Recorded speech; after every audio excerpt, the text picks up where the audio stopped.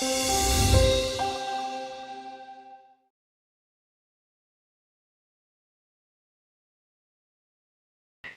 everyone. Welcome to the second session of this day. I will briefly describe the structure of the session and introduce the chair as well as the discussants and speakers before we begin. We have two presentations by NIPFP in this session, each followed by a discussion. To chair this session, we are very honored to have with us Dr. Pronab Sen, professor at the Indian School of Public Policy and former country director of the India program at the IGC. Professor Sen has had a long and distinguished career in public policy and statistics. He holds the distinction of being the first chief statistician in India and has served as secretary in MOSPI and principal economic advisor at the Planning Commission, where he was principal author and coordinator of several 5-year plans. More recently, he has served as the chairman of the National Statistical Commission. A very warm welcome to you, sir. First up in the session, we have a presentation by Dr. Amey Sapre, Associate Professor here at NIPFP. Dr. Sapre holds a PhD in economics from IIT Kanpur and has worked extensively on national account statistics with broader research interests spanning public finance and macroeconomics. He's also served as a member of the 5th Finance Commission for Union Territories. Dr. Sapre will speak on macro assessment, the view from the new GDP series. This is his joint work with Mr. Pramod Sinha. Joining us as a discussant for this session is Dr. Bornali Bhandari, professor at NCAER. Dr. Bhandari holds a PhD from the University of Oregon and specializes in international economics and macroeconomics. She's currently engaged in a number of industry studies, including automobiles, farm mechanization, and digitization. Her wider research interests include scaling, e-governance, infrastructure, climate change financing, FDI, and trade. Thank you for joining us, ma'am. Next, we have a presentation by Dr. Mukesh Anand, Associate Professor at NIPFP. Dr. Anand holds a PhD in economics from IGIDR Mumbai and has research contributions spanning social security, pensions, subsidies, fiscal federalism, indirect tax reform, and fuel pricing. He has also served as short-term consultant for the World Bank and DFID. Today, he speaks on informing the Viksit Bharat agenda for growth in output and employment based on an input-output analysis. This paper will be discussed by Dr. Sanjeev Pohit, joining us here. He's professor at NCAER. Dr. Pohit holds a PhD from ISI and brings over 20 years of modeling experience in trade and environment. His research spans science and technology policy, transport economics, input-output models, FDI, informal trade, and South Asian integration. He has served on several Government of India committees, including the Climate Change Modeling Group of the Ministry of Environment. Thank you for joining us, sir. And with this, I hand over the floor to the chair.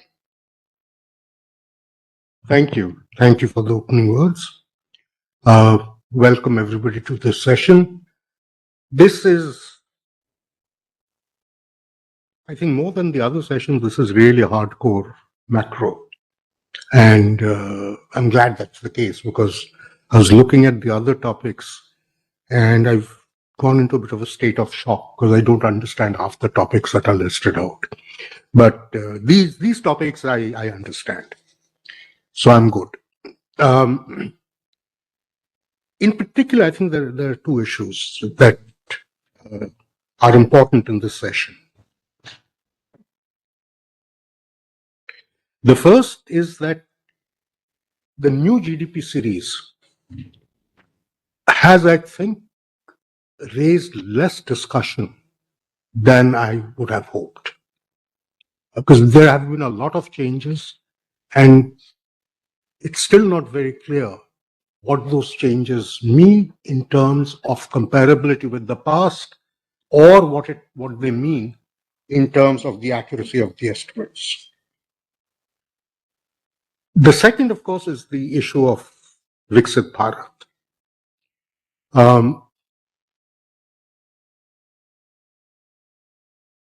In a sense, I mean, it's a little bit more than a mantra. It's a 25-year vision. And as we know, that in any planning system, you do need to have that kind of a time horizon to be able to do anything meaningful in planning. But the first step in any of these exercises is really to look at the feasibility of those targets. I mean, most of times these targets have to be aspirational, but at least they shouldn't be aspirational to an extent that you cannot derive any meaningful path from today to then.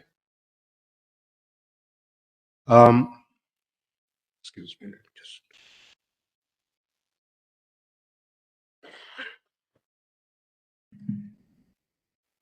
So this is something I am looking forward to, because just the notion of defining what Viksit Bharat means is intriguing in itself, and it's something that I think needs to be debated at much greater length. I mean, is it purely an economic construct, or is it an economic cum social construct? If it's the latter, which takes the predominance?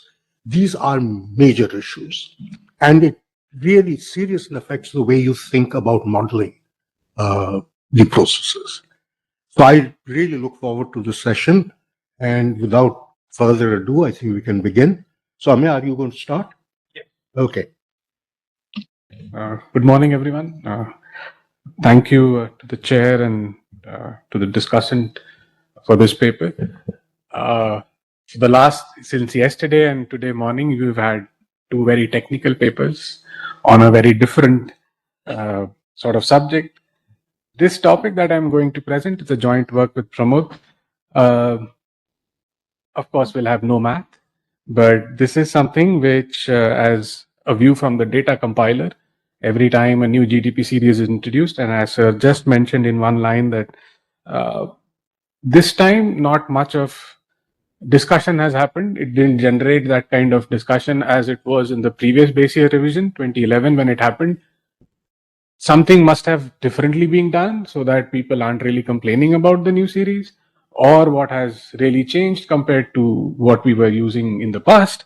So if nothing has changed, then why is it important to sort of understand this?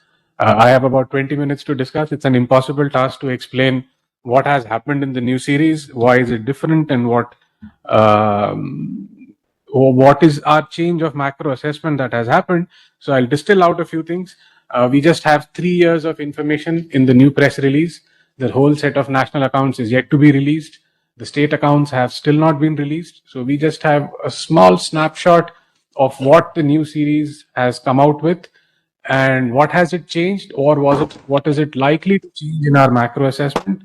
By and large, this kind of work fits into the idea that we are doing macro assessment on a real-time basis. So what has its implications on high frequency indicators, its sources of growth, its structural changes that have happened? Those are the kind of things which we will sort of try to explain. And one, I should say not tragedy, but one irony of using GDP numbers is that we often debate on numbers. It's very little discussion that happens behind what has gone into making those numbers. This year, in the base year revision that has happened, to the credit of MASPI, a lot of information has been disseminated as compared to the previous base year revision. At least 4 major committee reports, something almost like 600 pages have been of information that has come out in doing this base year revision, and there is still more to come. So in terms of transparency and in terms of explanation that has happened, this is probably amongst the widest of information dissemination that has happened. But what has it led to? That is somehow something which we will try to cover. Only 4 key points, not much of description in going through. So what has been the logic of this year's base year revision? Very key changes. So many changes have happened, but not every change probably has an impact on the numbers. Some of them are internally more of a reclassification or something of which doesn't have a very big impact on numbers that we will show. And what has its implication for macro assessment? Our conventional macro assessment still remains. We do high frequency indicators, we do nowcasting, we are using different methods to do alternate projections of, or maybe projections of GDP. So what is this series going to do in that macro assessment? Every year, every time a base year revision happens, 4 key principles are outlined. Whether or not we comply to those principles is a separate matter. But 3 or 4 key ideas are always advanced. We are going to capture the structural changes that have happened in the economy. That's one of our agenda. We update databases because every time a new database comes in, we incorporate a new database. The trouble with this is that the new database may or may not have a past. So it just starts from from the year it was incorporated. So it's very difficult to recreate the past from these data sources. And we improve estimation methodologies because there's an international guideline, which is the SNA. By and large, we try to follow, we adopt as much as possible, and that's a good sign of the statistical system that we are complying to international standards. We do comply to international standards, and again, to the credit of MASPI, we've almost aligned many of our methods. Only in some cases that we have own indigenous methods. That is because we don't have data availability, so we recreate a few things on our own. So that much is still there. What has happened in this particular year? 22-23 was chosen as this base year. That's almost 14 years from the previous base year. It's been released only now. And this was a logical choice for selecting this year because 3 major surveys have coincided in this particular base year, And the conventional wisdom of MASPI is again that you must have some key surveys available to be able to make a base year estimate. So household consumption expenditure has happened. 22-23 and 23-24, 2 of these surveys have happened. ASUS and the unincorporated survey for the unincorporated enterprises is also available on this for this particular year. Based on this, we have done 3 more things. Consumer price index has been revised, wholesale price index has been revised, and 2 new indexes are being introduced, which is the producer price index input and producer price index output. They are yet to be released, but they have been proposed and now incorporated in the new base year. That is from 22-23. I'm only relating to the key changes that have happened because by and large, these would have an impact on the estimate. If somebody is interested, they can go and dig out the entire finer changes that have happened, which have, to the best of our understanding, have improved measurement. If you look at how we were doing in the previous base year and now, if you compare even at micro granular level, the amount of changes that have happened, they have definitely improved the measurement aspect of it. So key changes in major sectors to just have a background of what will change in the future. First, in manufacturing, we have made a great advancement because now our database allows us to separate value added from manufacturing and services. Earlier, this was a major problem for companies that were doing diversified multi-product activities. Now, with the MCA 21 dataset, it is possible to segregate within a company value added from manufacturing and services. Previously, it was all combined. It was going into one major activity code, which was manufacturing. So everything goes into manufacturing. Now we are able to separate. It has a clear impact on the estimate because now part of it will go to services. It's very likely that going forward, the manufacturing part, if not expanding, will probably shrink or will remain pretty much the same because sources of value added are more from the services. So you'll be able to separate and put it into services. And that is partly the reason, if you see in the estimates, manufacturing levels have fallen. So it's not that manufacturing sector probably has fallen. It's basically because the way we are capturing value added, the sources of value added, that is what has led to the change. Still on nominal numbers. Major change will come on the real side, that is at constant prices, because for the first time we have introduced what is known as a double deflator for estimating constant prices. I'll explain this in a little more detail.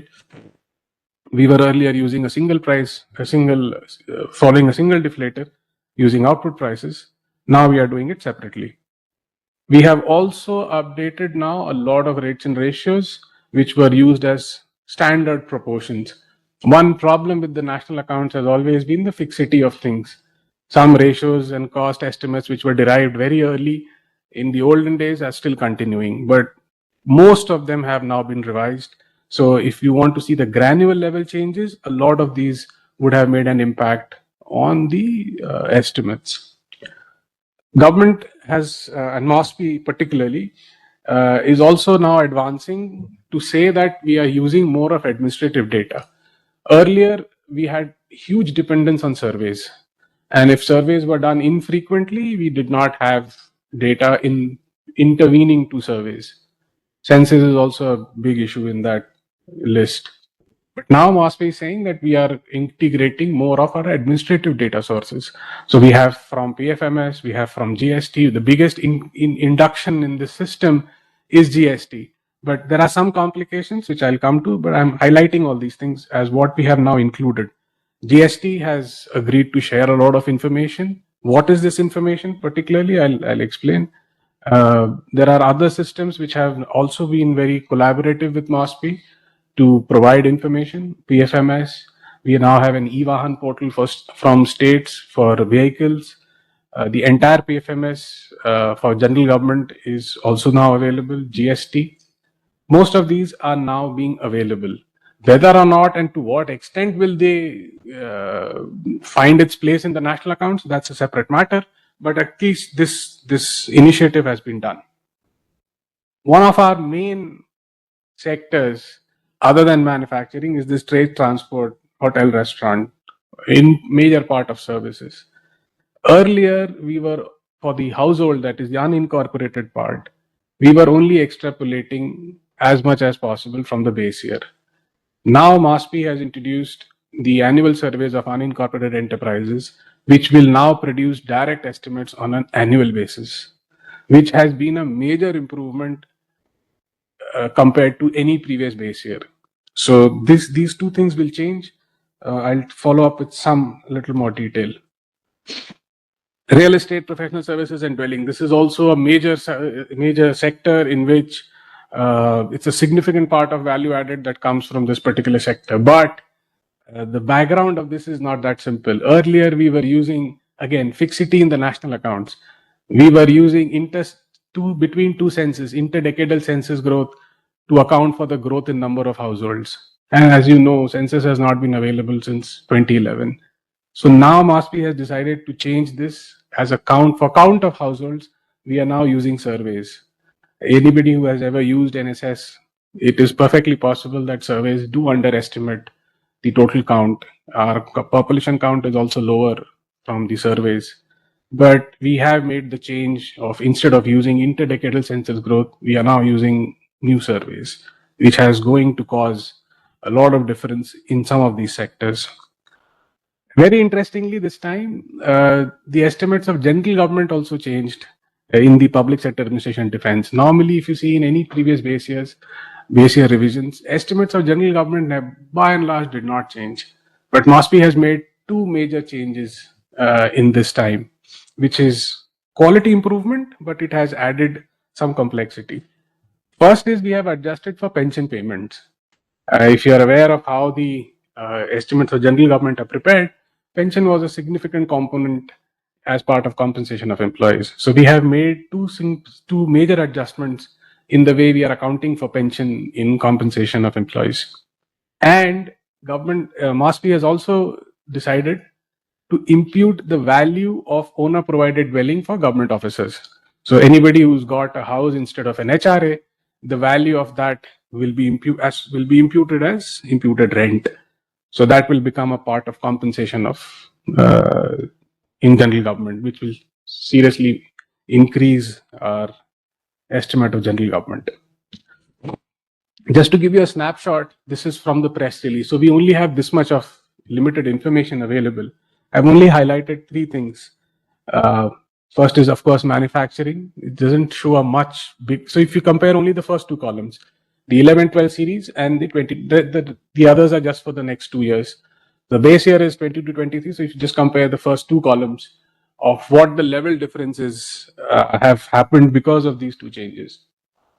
Strikingly, if you see item 6, trade, transport, repair, hotels, in the previous base year revision, this shrunk by 42%. Sorry? Yeah, in the previous base year revision. In this base year revision, it has shrunk by 26%. Again, the same thing happened, which happened in the previous base year revision, because there has been some tendency to overestimate this because of our use of indicators. Now, when we are estimating this based on surveys, on annual surveys, this level has almost shrunk significantly, about 26%.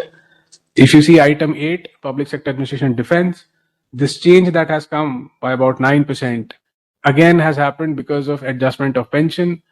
And because we added imputed value of rent, it has at least increased a little bit. Otherwise, this would have fallen fairly by a very large amount.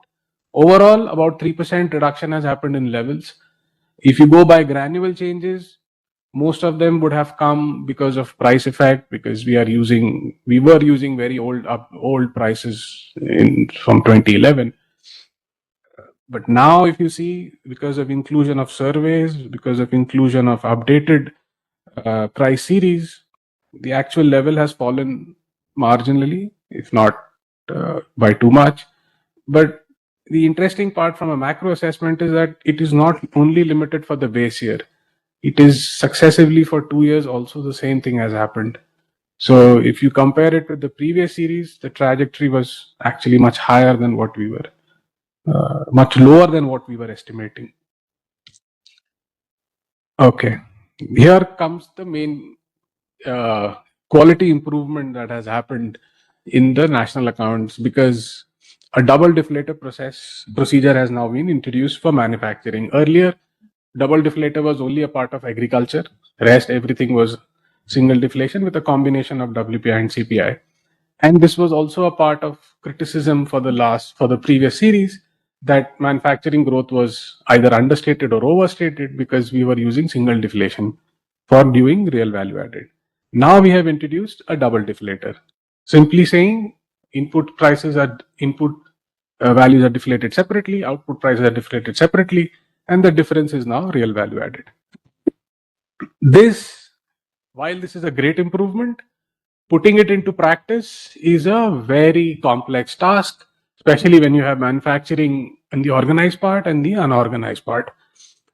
You can imagine that we need to construct a PPI output, a PPI input, so that you have two different price indexes. And the bigger problem is in constructing PPI input. You need to have an input basket which is supposedly representative and common for all kinds of manufacturing processes. What will be its wage structure? How will that behave?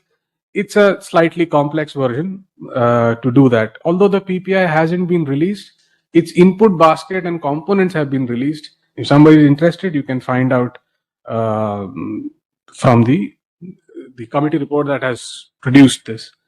There is an implied assumption in this that there is very little or no pass-through effect of prices from input to outputs.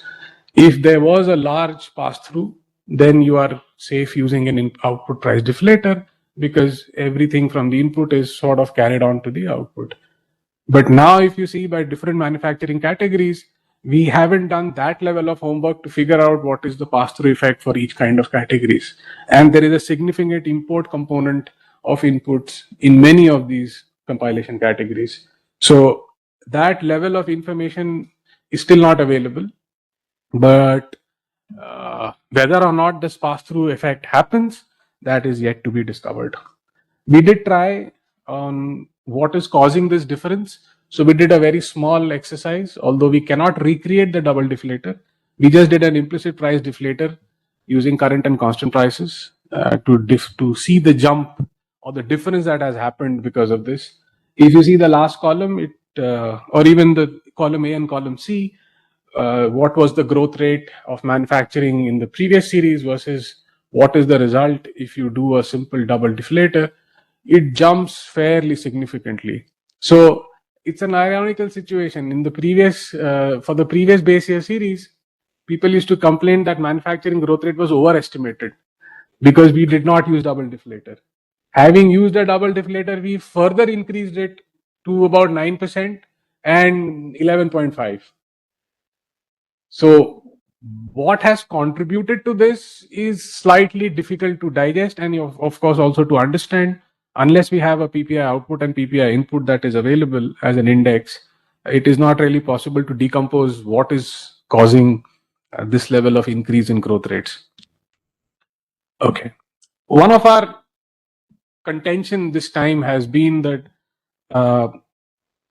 every base year revision tries to capture the structural changes that have happened in the economy, which means composition of your sectoral composition will probably change in terms of value added, in terms of employment, in terms of composition of enterprises, etc., etc. And we are still using the same high frequency indicators to explain this changing nature of structure of the economy. Most of our high frequency indicators that we use and continue to use are commodity based, commodity sector based, and volume based. The same indicator which was 20 years back is being used to explain the source of growth, to explain the trajectory of growth, where the sources of growth have actually changed. So most of the, and this has also been one of the contentions, if you are aware of the recent literature, Arvind Subramaniam and his co-authors have produced a paper which says that growth was mismeasured not for a year but for over 2 decades. And in his previous papers, there was a clear case of overestimation that he was arguing. Now there is a mismeasurement case, which is either both underestimation and overestimation. And his central premise is essentially this, that earlier growth used to map at a high correlation with high frequency indicators, and now it doesn't. So we are wrongly estimating our growth. Whereas the problem is that even the high frequency indicator that we are measuring is also wrong, or it also has a very limited ability to explain this kind of growth rate. We'll show you some examples. MASPI has recognized this, and now they have announced that a new index of service sector production will also be released, just like we have an IIP, which is Index of Industrial Production. We have no index to capture service sector, neither its prices nor its output. So the idea is that we should have a similar index for service sector, but it's operationally very complex because it's difficult to construct a volume-based indicator for services, and about 40 plus services are likely to be covered in this. One simple example, this is coming from RBI also. Non-food credit was a major indicator to explain as it was a high frequency, it is still a high frequency indicator which is used to explain trends in the service sector. But if you see for a good number of years, the sources of funds from many other sources have become significantly different. Their trends have actually become different. So if you see periodically, the same indicator may be sort of relevant, or it has some capacity to explain the trajectory of value added. It doesn't have for a very long time, and there are many such examples. We have a list of at least 50 such indicators where periodically they used to map for some years, and now they of course they don't. Compositionally, a high frequency indicator does not take into account the structure of the economy. You have cement, steel production, most of these are high frequency volume indicators. They are agnostic to the structure of how your economy sort of functions or how its compositional shift has happened. We have also not done in our traditional indicators to what level or to what period they map, and then they don't. So one example, which is again a contention in MASPI, is trying to do is what is the impact of incremental capital expenditure on value added. Most of our indicators are volume based. None of them has something like a capital expenditure. The capital expenditure being done by the union, by the state, aggregate as a whole. We add it, we include it in gross fixed capital formation, but we still don't have an understanding of how that actually incrementally contributes to value added. So we tried doing this as an example on how changes in capital expenditure leads to changes in GFCF, which is a one component of GCF. And does it map on a longer trajectory to value added? If you see the longer trends, yes, for some years it matches. It has a decent co-movement, but beyond a certain time period, maybe the relationship breaks down, or maybe the composition thing has changed, or maybe the way we have accounted for GFCF, that also has changed. So idea being that as methods of estimation have changed, as databases have changed, the same old indicator does not have the same power of explanation for all time to come. We did this as a simple exercise, even for an impulse response function, using an impulse response, that today's capital expenditure has, of course, some impact on value added. And does that lead to a breakdown in its co-movement with value added? We have a detailed result on this, but just to give you an example, prior to 2011, an increment and an impulse response barely had any impact on capital, on value added. There was virtually no incremental impact of increase in capital expenditure. But if you see for the same time period post 2011, it does show for some years and it falls. So maybe it's time to rethink on the architecture that we have for high frequency indicators, because the same indicator does not really have power to explain value added or changes in value added for all time. I'll just complete two more things and then we can have our exclusive focus is usually on all India GDP, whereas for states, base year revision is a much more complex exercise.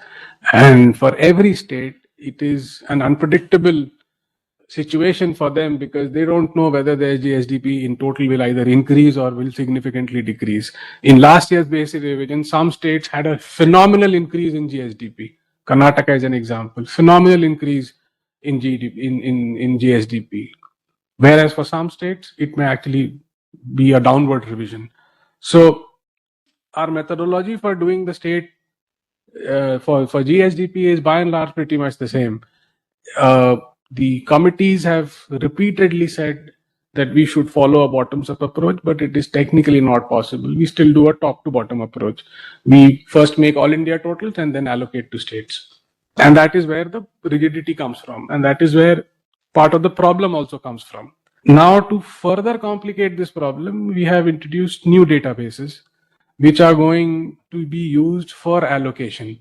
So GST, again, is an example where GST ratio of GST output supply is going to be used for allocation of value added in manufacturing. GST is also being used for allocating taxes. So one discrepancy that always happens in the national accounts for all data users that usually happens is the budget numbers that come from states for tax collections and the tax reported in national accounts and the bottom line for a state does not really match. That's because we have to allocate to states. This allocation will now be based on GST. So there'll be a little further more complication of matching tables, of matching numbers on a core indicator like tax. Then, while I say this, I have to also give you a caveat that in many cases, the recommendations that have been made to use GST numbers are subject to availability.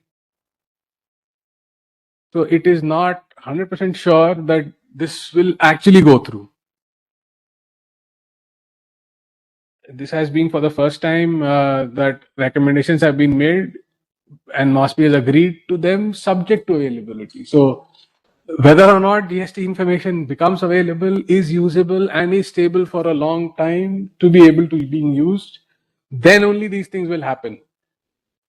And the vacuum that is left is that supposing this doesn't happen, then what is the alternative?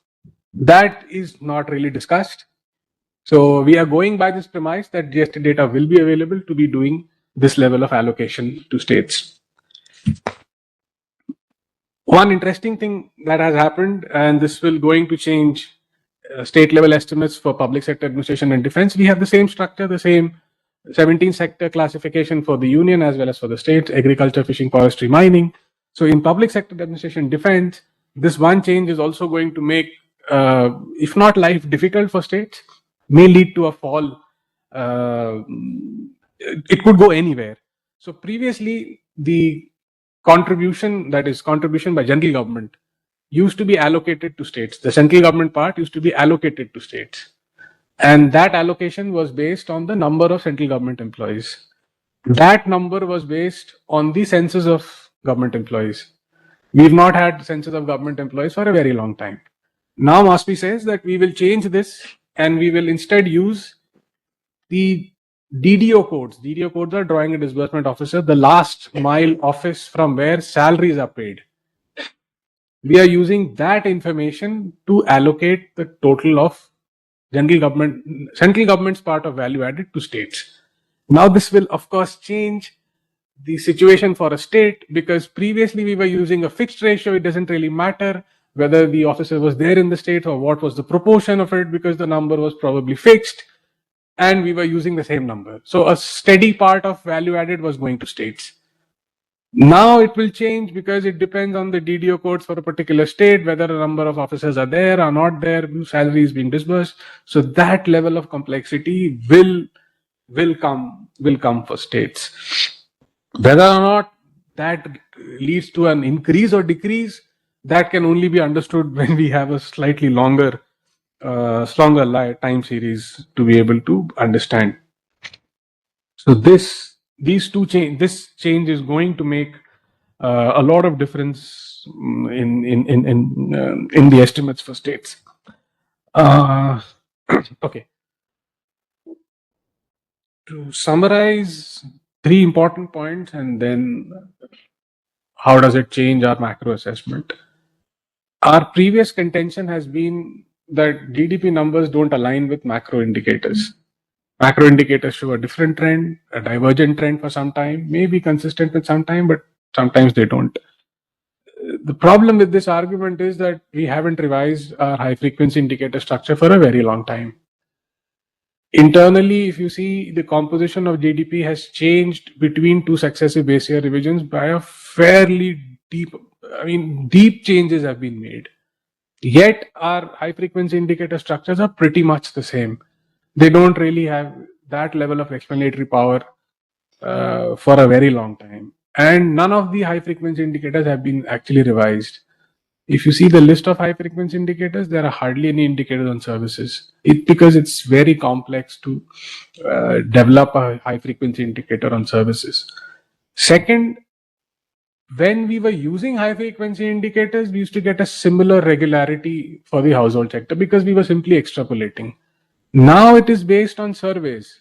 The entire household sector, the entire unincorporated sector's estimate is now will be based on ASUS, that is Annual Survey of Unincorporated Enterprises.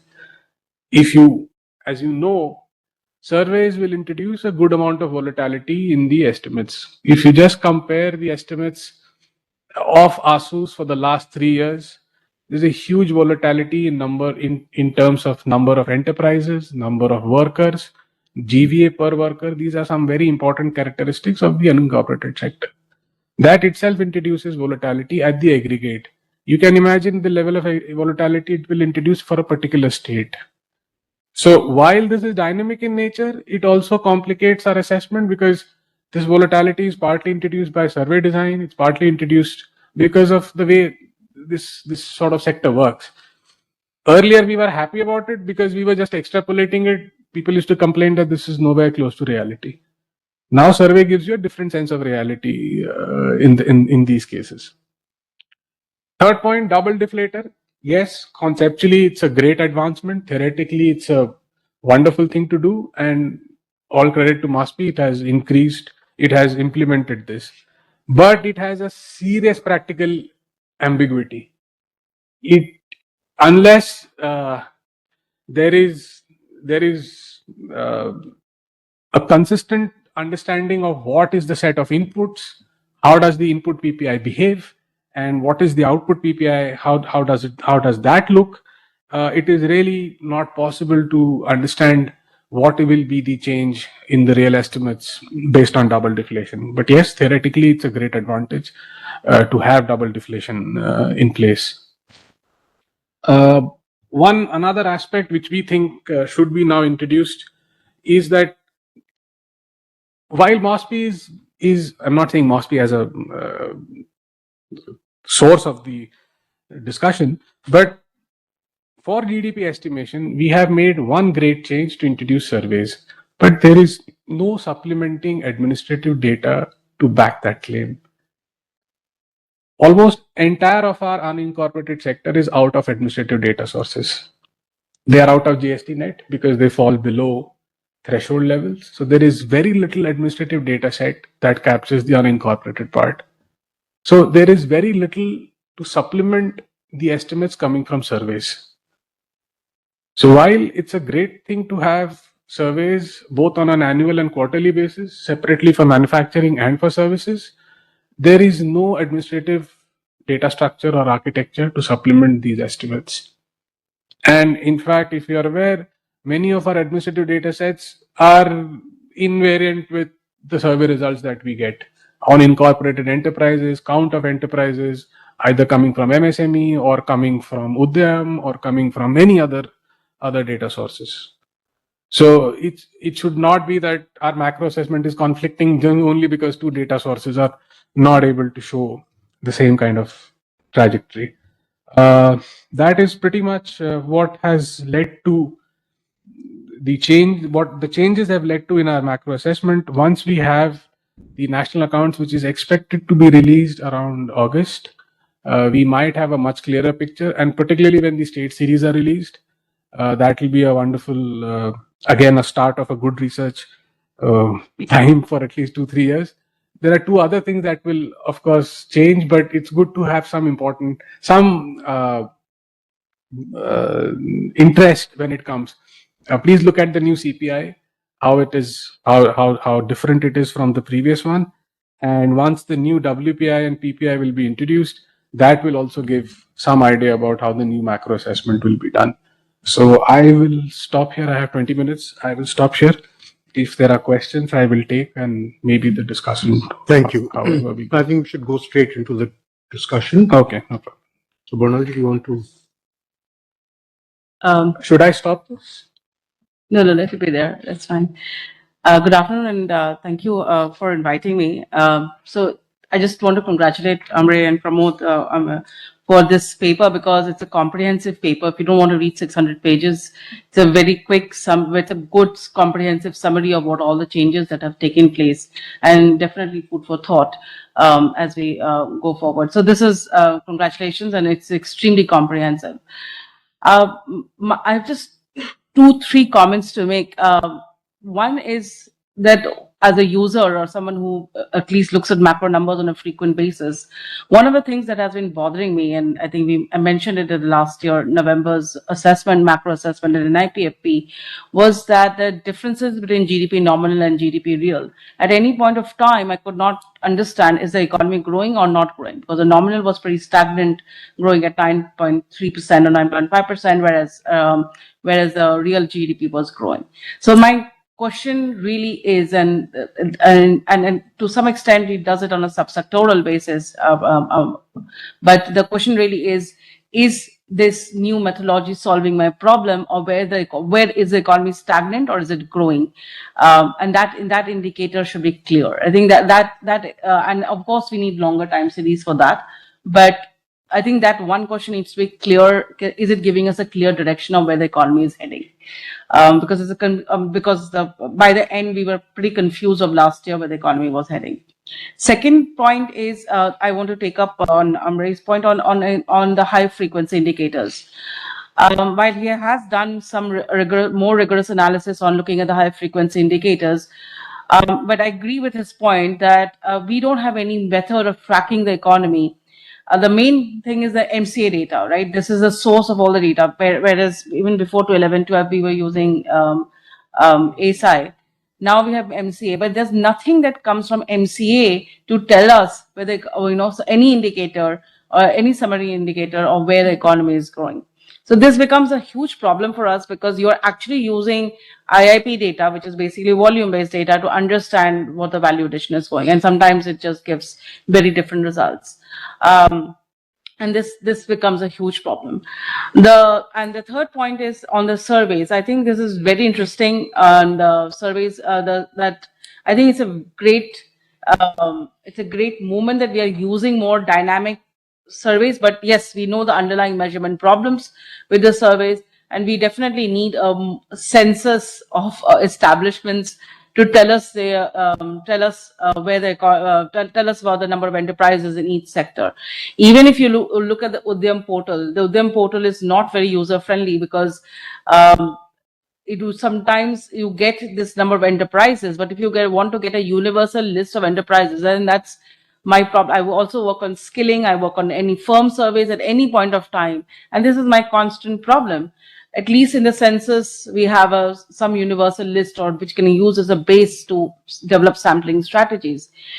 For firms, where is the universal list? The census, sixth economic census is too old. So any firm surveys that are based are giving, what sampling strategies are we using or adopting to give us an indicator of what is happening. So this becomes a problem, and all the points that Amey has raised is absolutely spot on and point on about while we have introduced these changes, but the underlying changes that like the PPI, WPI have not been introduced, and it leads to superficiality. The only one comment that I would have, one thing that I would have liked addressed in the paper is you have a significant discussion on the high frequency indicators, and you've suggested some alternative high frequency indicators. I'm not getting into that in interest of time, but the thing is that even more like you did for non-credit, non-bank credit, I think it'd be interesting to look at those high frequency indicators and see whether they are actually giving you a better indication of growth for other purposes. On that note, thank you, sir.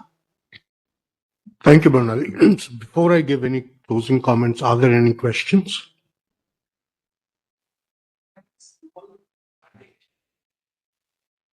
You just mentioned that in the present GDP data, the general government expenditure in the general government, the government employee who are working, their rent have been imputed, not staying in the public housing. But we are already imputing the not occupied housings. So it will not be that a double counting. Thank you. Okay, so if I understand your question, it's about imputing the value of foregone rent, because if a government officer is getting a house in lieu of HRA, then government is now MOSPI is now saying that we will impute the value of that rent foregone. That is what is being included. So once this is included in the private final consumption expenditure, the government part of dwellings will be then excluded. So we will not be double counting. This will now be added as a part of compensation of employees. So if I am getting a house in lieu of my HRA, so the imputed value of my housing will be added to my compensation, and it will be deducted from the private final consumption expenditure in which there is government dwelling. So that part will go. Thank you, Amey. It was very nice presentation. I have two questions. One is initially you have shown one table, the differences. There's a pattern. Only in case of, I think, item number 1 and 7, the adjustments are positive, and in all other cases, the adjustments are negative. I mean, the differences. So why is it so? That's one question. And the second question is more to the chairperson, ex-statistician of India. Professor Abhijit Sen used to tell us that there's a huge difference between private final consumption expenditure in national account statistics and which is estimated through NSSO surveys. Now, since you are saying that PFC has been revised in light of this new HCES, so what is the kind of differences now? I mean, is there any improvement or not? Thank you. So on your first question, why some sectors have negative versus positive? By and large, the negatives have come because of price changes.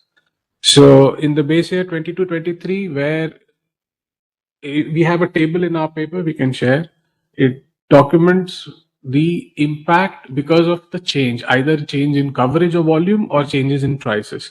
There are only two sectors in which the jump is, the difference is positive. One is financial services. That has happened because the coverage has widened.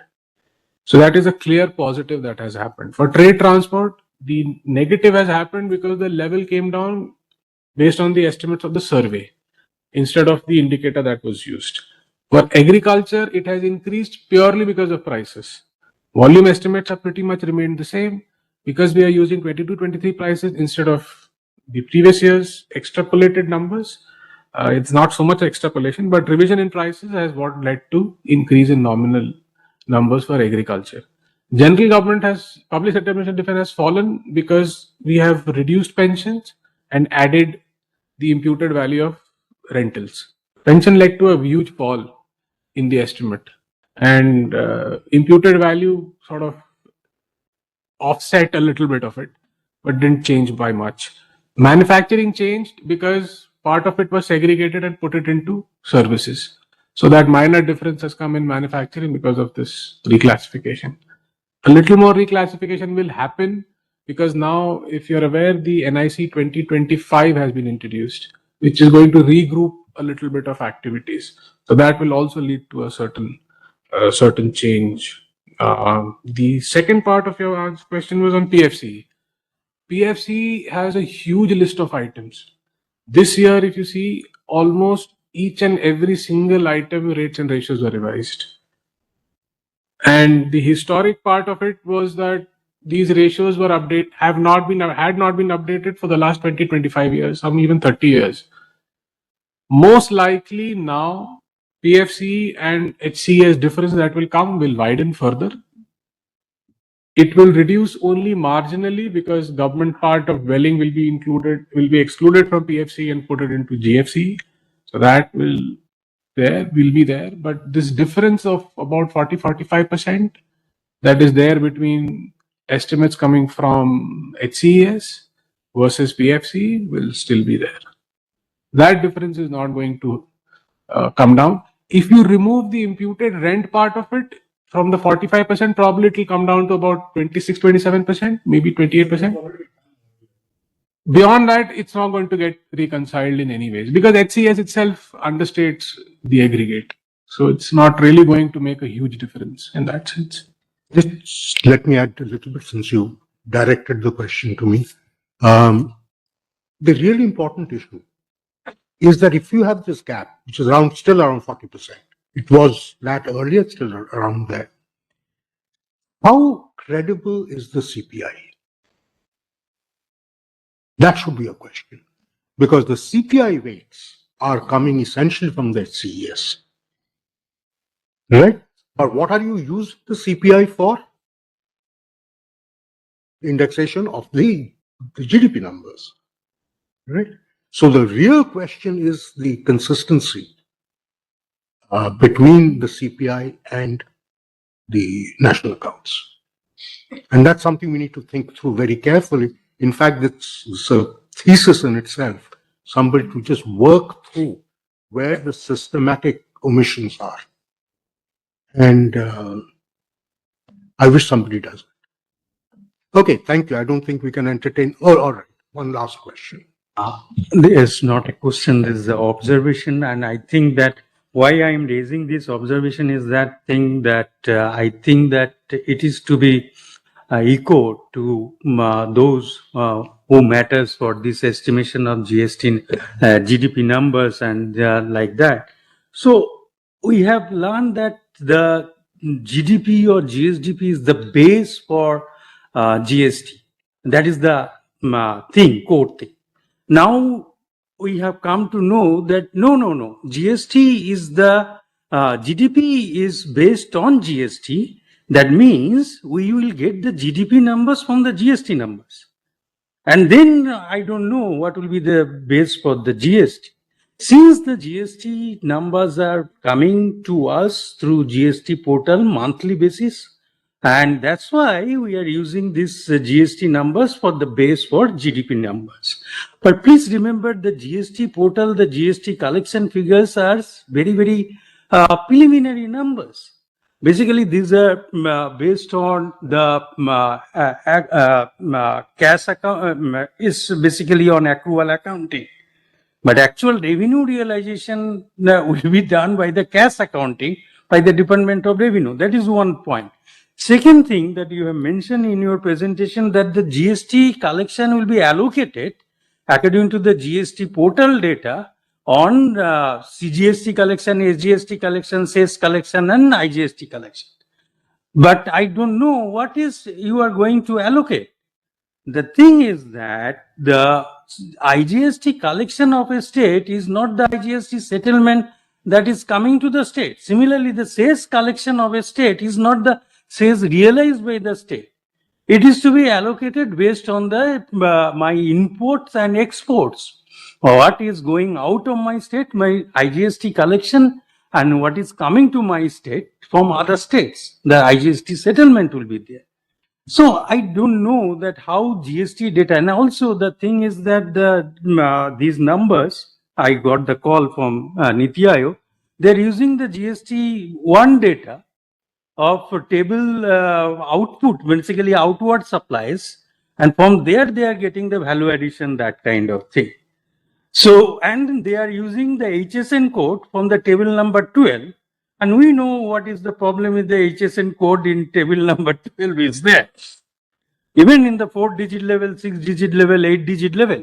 So I think that there is a time to think about using GST data, that also from the GSTN database, for estimation of GDP numbers. If it is done, then I am very serious doubt about these GDP numbers.